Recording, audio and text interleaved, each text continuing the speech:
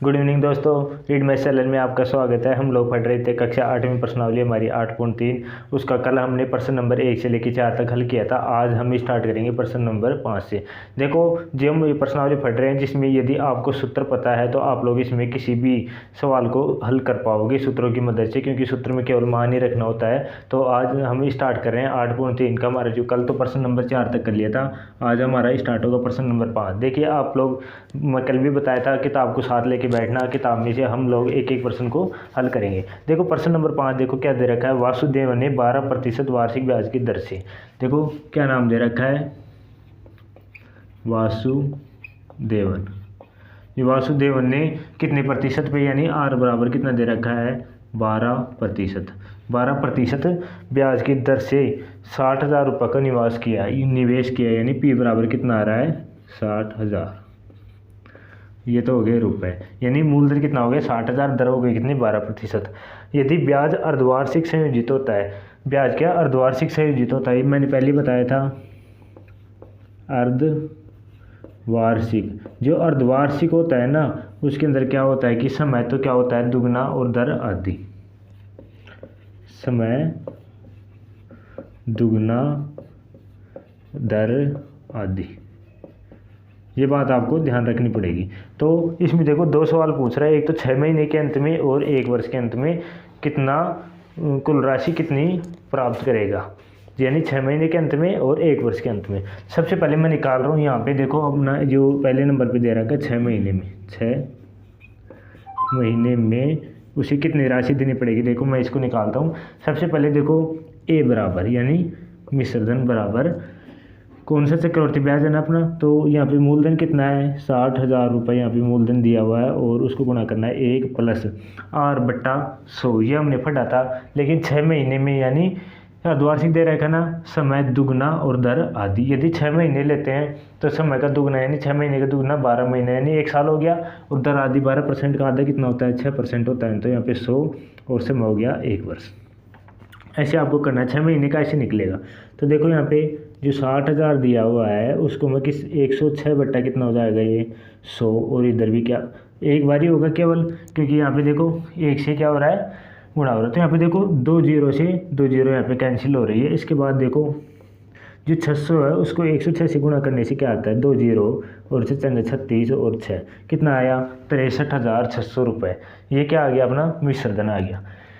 यानी इसमें तो ब्याज कितना हुआ, केवल 3600 रुपये का ब्याज हुआ, और बाकी का अपना ये टोटल के एक का मान कितना आएगा, 63,600। इसके बाद देखो 1 वर्ष के अंत में, 1 वर्ष के अंत में, 1 वर्ष के अंत में देखो ये हमने 6 महीने का निकाला, अब निकालेंगे हम लोग 1 वर्ष का। तो यहाँ पे ए बराबर देखो 60,000 दे रखा है ना, 60,000 गुणा 1 + दर कितनी आधी हो जाएगी ना, और समय कितना दुगना, 1 वर्ष का दुगना 2 वर्ष हो गया। तो यहाँ पे देखो 60,000 गुणा 106 बट्टा कितना, 100, फिर से क्या 106 बट्टा कितना, 100। यहाँ पे देखो 4 0 और ये भी 4 0 कट गई ना, यहाँ पे बचेगा 6 गुणा 106 गुणा 106। जब इन तीनों को हम लोग गुणा करेंगे, 6 गुणा 106 गुणा 106, तो ये आएगा 67,416 रुपये, 67,416 रुपये। तो देखो अपने को ये पूछ रहा है ना कि 6 महीने के अंत में तो ये राशि देनी पड़ेगी, और 1 वर्ष के अंत में ये राशि देनी पड़ेगी। तो चलते हैं हमारे अगले प्रश्न में।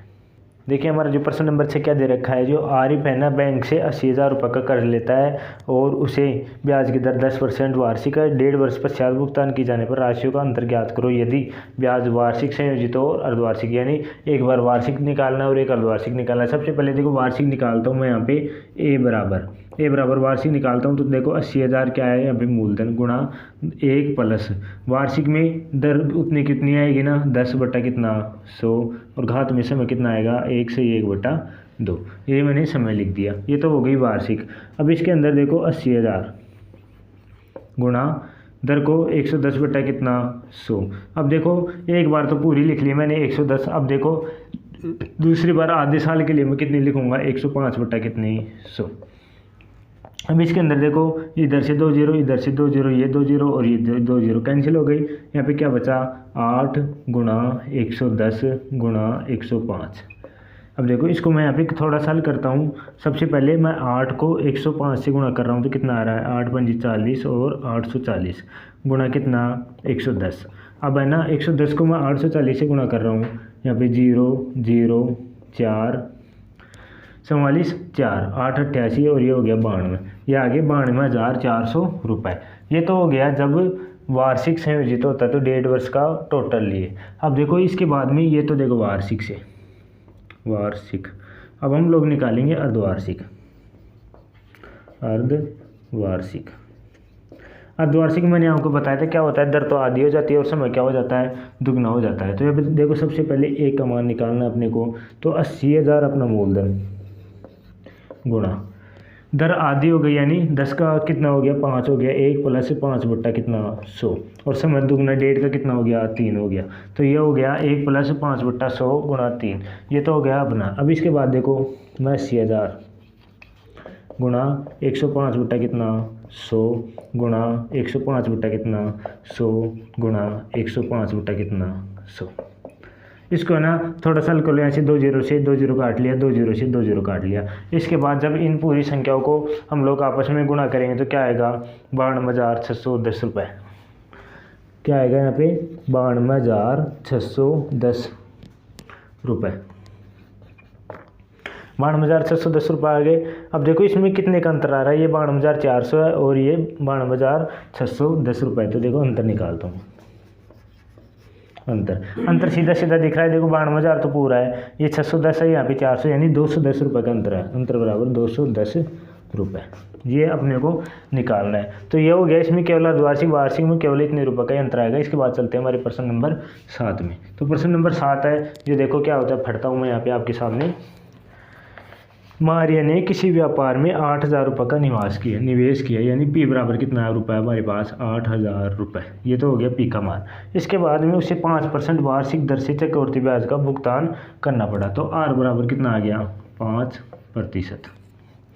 इसके बाद देखो यदि ब्याज वार्षिक रूप से संयोजित होता है तो पहला क्या है, 2 वर्ष के अंत में उसके नाम से जमा की गई राशि, 2 वर्ष के अंत में उसके नाम से जमा की गई राशि ज्ञात करना है और तीसरे वर्ष का ब्याज ज्ञात करना है अपने को। तो देखो सबसे पहले मैं क्या करता हूँ, 2 वर्ष के अंत में राशि निकालनी है। पहली तो 2 वर्ष का निकालता हूँ, टी बराबर 2 वर्ष, टी बराबर 2 वर्ष का निकाल लूँ। टी बराबर 2 वर्ष का मैं निकालता हूँ। देखो ए बराबर मूलधन गुणा 1 प्लस दर बटा कितनी 100 घात क्या है, समय कितना है 2 वर्ष। अब देखो 8,000 हो गया। अब इसके बाद में मैं यहाँ से देखो क्या कर रहा हूँ, 105 बटा कितना 100 और फिर से क्या 105 बटा कितना 100। अब यहाँ पे देखो ये देखो 2 0 से 2 0 कट गई, फिर 1 0 से 1 0 कट गई, नीचे कितना 10 बच रहा है। यहाँ पे मैं काट रहा हूँ 5 से, ये 21 बार कटा, ये 2 बार कटा और ये 2 कितने बार 4 बार कटा। तो यहाँ पे देखो ए बराबर कितना आ रहा है 2184 गुणा 105। अब ये 84 गुणा 105 है, जब 84 को 105 से गुणा करेंगे तो 8820 रुपये, 8820 रुपये। ये तो आ गया अपना 2 वर्ष का ब्याज। इसके बाद हम लोग 3 वर्ष का निकालेंगे ऐसे ही और फिर अंतर निकालेंगे, तीसरे वर्ष का ब्याज क्या आएगा।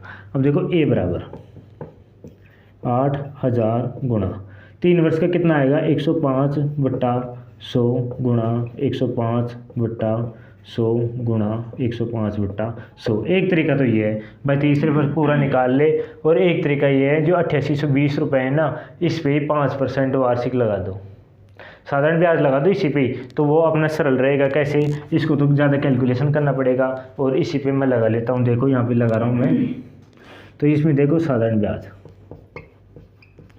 क्योंकि 1 वर्ष के लिए तो साधारण ब्याज और चक्रवृद्धि ब्याज क्या होता है समान होता है, और 1 वर्ष के बाद क्या होता है कि चक्रवृद्धि ब्याज में तो ब्याज लग जाता है और साधारण ब्याज में वही रहता है। अब देखो 8800 जो 20 रुपये है ना, उस पर कितनी लग रहे हैं, यहाँ पे 5% दर लग रही है और 1 वर्ष का, तो यहाँ पे 100 देखो 100 आ रहा है। इसके बाद देखो मैं ऐसे 1 0 से 1 0 काट रहा हूँ और 5 2 नहीं 10। अब इसमें मैं भाग दूंगा, 2 का कितना आएगा 441 रुपये।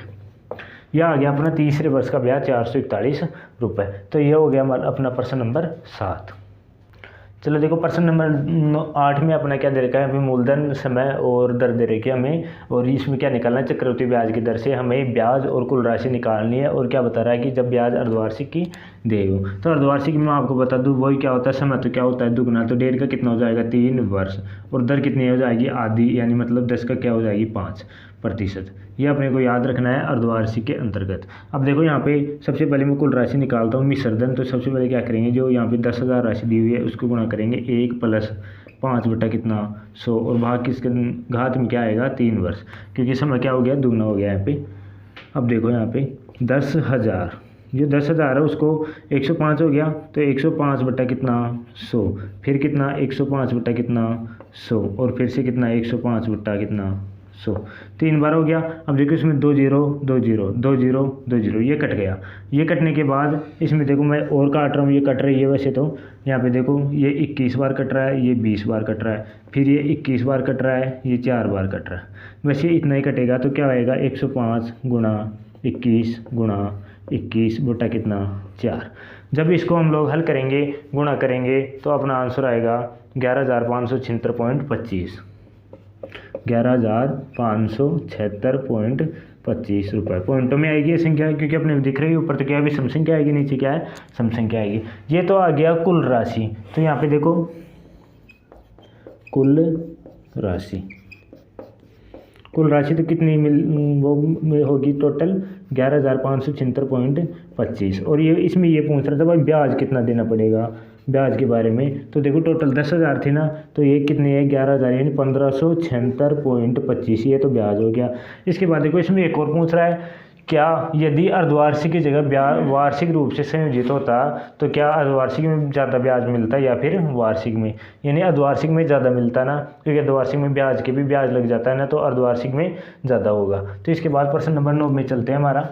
यहाँ पे देखो मूलधन हमारा 4,096 रुपये, टी बराबर 18 महीने, 18 महीने दे दिया यहाँ पे, तो घबराने की जरूरत नहीं। देखो एक साल में 12 महीने होते हैं सबको पता है, और 6 महीने एक्स्ट्रा हो रहे हैं, यानी 18, टोटल कितना है 1.5 वर्ष है। यहाँ पे अर्धवार्षिक दे रखा है तो 1.5 का कितना हो जाएगा 3 वर्ष हो जाएगा। यहाँ पे कितना है 1.5 वर्ष है ना, 1.5 को मैं ऐसे लिख सकता हूँ। तो ये देखो टी बराबर तो कितना हो जाएगा 3 वर्ष। भाई दर आधी और समय दुगनी होती है ना इसके अंदर, तो 3 वर्ष हो गया। अब दर की जगह देखो, दर को आधी करना ही ना, दर को आधी करनी है, तो यहाँ पे देखो कितना है, ये 12 एकम 12 12 दूनी 24 और 1 25/2। यहाँ पे यदि मैं आधी कर दूँ इसको 1/2 से गुणा कर दूँ तो क्या हो जाएगी, ये 25 बटा कितनी 4 हो गई। ये दर आधी कर दी मैंने उससे भी। अब देखो इसके बाद में मैं इसको हल कर रहा हूँ, ये जो 4,096 रुपये ए बराबर 4,096 गुणा, यहाँ पे देखो 3 वर्ष के लिए करना है, 1 + 25 तो ऊपर है ही, नीचे 100 से गुणा करके 4 कितना हो जाएगा 400, घात कितनी है 3 वर्ष। अब देखो 4,096 गुणा ये कितना हो जाएगा 425 बटा कितना 425 बटा कितना 425 बटे कितना 400। क्या इसे कट रहा है क्या, बिल्कुल ये कट रहा है। किससे कटेगा, ये कटेगा 25 से, 25 से कटेगा कितनी बार 4,096 गुणा 16, ये तो 17 बार और ये 16 बार, 17 बार और 16 बार, और 17 बार कितना 16 बार, ये हो गया। अभी इसको है ना इसमें भाग देंगे हम लोग, हल करेंगे तो टोटल आएगा अपना 4915 रुपये, 4915 रुपये, 4915 नहीं 13 आएगा, 4913 रुपये। इसको गुणा करेंगे तो यह आ गया। अब इसको देखो कितना ब्याज देना पड़ रहा है, इसको इसमें कटाई देख सकते हैं, लेकिन हमें ये पूछ रहा है कुल राशि कितनी देनी पड़ेगी, तो हमारा आएगा 4913 रुपये। देखो प्रश्न नंबर 10 में क्या दे रखा है, एक शहर की जनसंख्या जो हर साल कितनी बढ़ रही है 5% बढ़ रही है, और 5% के हिसाब से बढ़ती वो 2003 में कितनी हो रही है 54,000 हो गई जनसंख्या टोटल। अब इसमें देखो 2 प्रश्न आपसे पूछ रहा है, एक तो 2005 की पूछ रही है, एक 2001 की पूछ रहा है। तो यहाँ पे देखो एक सोचने की बात है, 2003 के बाद 2005 की तो निकाल लेंगे कि भाई 2 वर्ष आगे पूछ रहा है, लेकिन पीछे की कैसे निकालेंगे। देखो अपना सूत्र क्या चलता था, वो जनसंख्या हो या रुपये का मामला हो कुछ भी हो, यदि प्रतिशत के हिसाब से बढ़ रहा है अपने को टाइम दिया हुआ, तो सूत्र तो चक्रवृद्धि ब्याज वाला लगेगा। क्या लगेगा, ए बराबर पी गुणा 1 + r बटा कितना 100, और घात क्या है समय। देखो इसमें थोड़ा सा आपको अजीब लगेगा, तो पहले मैं 2005 वाला हल कर रहा हूँ आपका, देखो सेकंड वाला, यानी 2003 है ना, तो 2005 यानी कितने वर्ष ज़्यादा हो गई, 2 वर्ष ज़्यादा हो गई ना, तो टी बराबर कितना होगा यहाँ पे 2 वर्ष। टी बराबर 2 वर्ष हो गया और आर बराबर 5% दे रखा, आर बराबर 5%। अब देखो यहाँ पे कितनी जनसंख्या है, यहाँ पे 54,000। तो यहाँ पे मैं निकाल रहा हूँ ए बराबर 54,000 गुणा 1 प्लस 5 बटा कितना 100 घात कितना 2। 54,000 गुणा 105 बटा कितना 100 गुणा 105 बटा कितना 100। जब इसको मैं करूँगा यहाँ पे देखो 2 0 से 2 0, 1 0 से 1 0, नीचे केवल 10 बच रहा है। 10 भी देखो मैं काट रहा हूँ यहाँ पे 21 और नीचे कितना है 2 और ये 2 काट रहा हूँ इधर 27। तो बराबर कितना आएगा 27 गुणा 105 गुणा 21। यह आ गई संख्या यहाँ पे। तो जब इसको यदि मैं निकालता हूँ तो ये आएगी 59,535, 59,535। ये हो गई जनसंख्या। कब हो जाएगी ये, जब 2003 से 54,000 थी और 2005 में कितनी हो गई 59,535। अब यहाँ पे लिख देना आप लोग 2005 में जनसंख्या कितनी हो गई 59,535। देखो ये 59,535 किसका मान आ रहा है, एक का मान आ रहा है, यानी बाद का मान आ रहा है, एक का।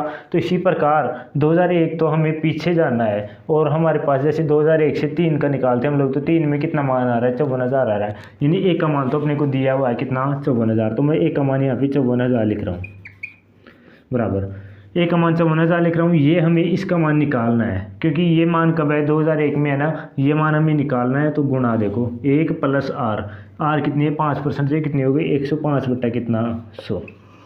और समय देखो कितना कितना कम जा रहे हैं, 2003 से पीछे 2 वर्ष पीछे जा रहे हैं। तो यहाँ पे 2 लिख रहा हूँ मैं। तो देखो इसके बाद में पी का मान हमें निकालना है। तो देखो पी बराबर कैसे निकलेगा 54,000 गुणा 100 गुणा 100। ये 2 बार 100 है ना, यहाँ पे इसको लग रहा है वो तो चला जाएगा 54,005। कैसे, इसके नीचे 1 लगा के हम लोग वज्र गुणा करते हैं ना, वो वाला सिस्टम। और नीचे कितना बचेगा 105 गुणा 105, ये आ गया। अब देखो इसके बाद में इसको मैं थोड़ा सा हल कर रहा हूँ। यहाँ पे कितना 20, यहाँ पे कितना 21, यहाँ पे कितना 20, यहाँ पे कितना 21।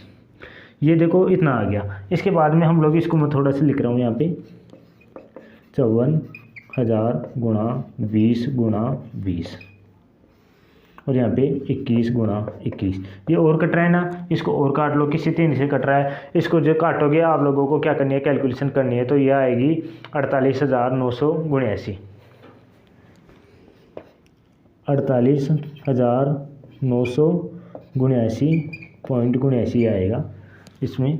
तो ये देखो यहाँ पे 79 में 59 आएगा पॉइंटों का। तो देखो जनसंख्या इसमें इंसानों की गणना हो रही है, तो इसमें तो कोई इफेक्ट नहीं पड़ता इतना। तो कितना आ रहा है 48,979। ये जनसंख्या कितनी थी, कब थी 2001 में। तो हम लोग लिख देंगे 2001 में जनसंख्या कितनी थी 48,979.59। ये जनसंख्या कब थी 2001 में। तो इससे 5% बढ़ती बढ़ती 2003 में 54,000 हो गई और 2003 से 5% बढ़ती बढ़ती 2005 में 59,535 हो गई। इसके बाद चलते हमारे प्रश्न नंबर 11 में। चलिए जो हमारा प्रश्न नंबर 11 है वो देखो यहाँ पे एक प्रयोगशाला में बैक्टीरिया का मतलब परीक्षण हो रहा है। उसमें देखो बैक्टीरिया की संख्या शुरुआत में थी 50, ये थी 5,06,000। बैक्टीरिया की संख्या 5,06,000 थी और 2.5% प्रति घंटे की रफ्तार से वो बढ़ रहा है। तो आर का मान कितना है 2.5% है। और यहाँ पे देखो कि टी बराबर कितना दे रखा है 2 घंटे दे रखा है। तो देखो सबसे पहले प्रतिशत पॉइंटों में दे रखी है। तो आर बराबर 2.5 दे रखी है ना, तो इसमें पॉइंट को 18 हूँ तो नीचे कितना लगा दूंगा 10 लगा दूंगा। क्या किसी से कट रहा है कि बिल्कुल कट रहा है। 25 और 5 दूनी 10 यानी 5/2%। ये आ गई अपनी प्रतिशत। इसके बाद देखो इसको मैं हल कर रहा हूँ यहाँ पे 2 घंटे बाद, 2 घंटे बाद कितनी होगी बैक्टीरिया की संख्या। देखो मैं यहाँ पे गुणा कर रहा हूँ 50, ये आ गई 5,06,000 लिख लिया मैंने। अब देखो इसके बाद में 1 प्लस दर कितनी है 5 और नीचे 2 है ना, तो 200 हो गया। और समय कितना है 2 घंटे, 2 घंटे ऊपर लिख दिया। इसके बाद देखो इसको मैं ऐसे ही से लिख रहा हूँ और ये हो जाएगा कितनी 205 बटा कितना 200 गुणा 205 बटा कितना 200। अब देखो इसका कैलकुलेशन मैं यहाँ पे हल कर रहा हूँ। सबसे पहले यहाँ पे 2 0 और ये भी 2 0, 1 0 और ये भी 1 0, नीचे केवल 20 बच रहा है ना, तो और ये 2 बच रहा है। तो इसको मैं हल कर रहा हूँ। सबसे पहले इसको देखो किससे कट रहा है, ये 5 से कट रहा है ना, कितनी बार 4 बार और 1 बार, ये कितनी बार 4 बार, यहाँ पे कितना बचेगा 8 बचेगा। 8 भी देखो इधर चाहे तो इसको काट सकते हैं हम लोग, जैसे 2 1 2 ये कट रहा है 25 3 253 आ गया, नीचे केवल 4 बच रहा है, तो 253 गुणा 205 गुणा 41 बटे कितना बच रहा है 4। जब हम लोग इस संख्या को हल करते हैं, इनको ये संख्या आएगी यहाँ पे बैक्टीरिया की संख्या कितनी आई 5,31,616, यह आगे बैक्टीरिया की संख्या 5,31,616। यहाँ पे देखो लास्ट का प्रश्न नंबर 12 मैं आपको पढ़ के बताता हूँ। एक स्कूटर 42,000 रुपये में खरीदा गया है, 8% वार्षिक ब्याज की 8% वार्षिक दर से इसके मूल्य का क्या होगा अवमूल्यन। देखो अवमूल्यन का मतलब होता है मतलब कम हो गया 8%, तो 1 वर्ष बाद स्कूटर का क्या करना है, अपने को मूल्य ज्ञात करना है। तो यहाँ पे देखो आपको बता दो, सबसे पहले अपने को 1 वर्ष बाद क्या निकालना, मूल्य निकालना है, तो मूल्य बराबर, तो देखो 42,000 को तो ऐसे कैसे लिखना है गुणा एक, यहाँ पे प्लस आता था ना, यहाँ पे माइनस आएगा क्योंकि अवमूल्यन हो रहा है यानी कम हो रहा है, तो 8 बटा कितना 100 और समय कितना है 1 वर्ष। तो यहाँ पे देखो कितना है 42,000 गुणा यहाँ पे कितना बचेगा 92 बटा कितना 100, क्योंकि इधर देखो 100 और 100 में 8 गया तो 92 बटा 100, नीचे 2 0 से 2 0 कैंसिल, इसके बाद क्या बचेगा यहाँ पे 420 गुणा 92। जब हम लोग 420 को 92 से गुणा करेंगे अपना आएगा 38,640, 38,640 रुपये, यानी 1 वर्ष बाद 8% कम होने के बाद स्कूटर का मूल्य क्या बचेगा 38,640। तो ये हमारा लास्ट प्रश्न था आज का। तो इसी के साथ हमारी प्रश्नावली 8.3 समाप्त होती है, और प्रश्नावली 8.3 ही नहीं, प्रश्नावली 8 ही कंप्लीट हो चुकी है। अब इसके बाद हम लोग अगली प्रश्नावली में चलेंगे जल्दी। यदि आप लोगों को हमारी क्लास पसंद आई हो तो चैनल को सब्सक्राइब करना मत भूलना। हम लोग ज़रूर मिलेंगे अगली क्लास में, तब तक के लिए आप लोग क्लास को ध्यान से पढ़ना।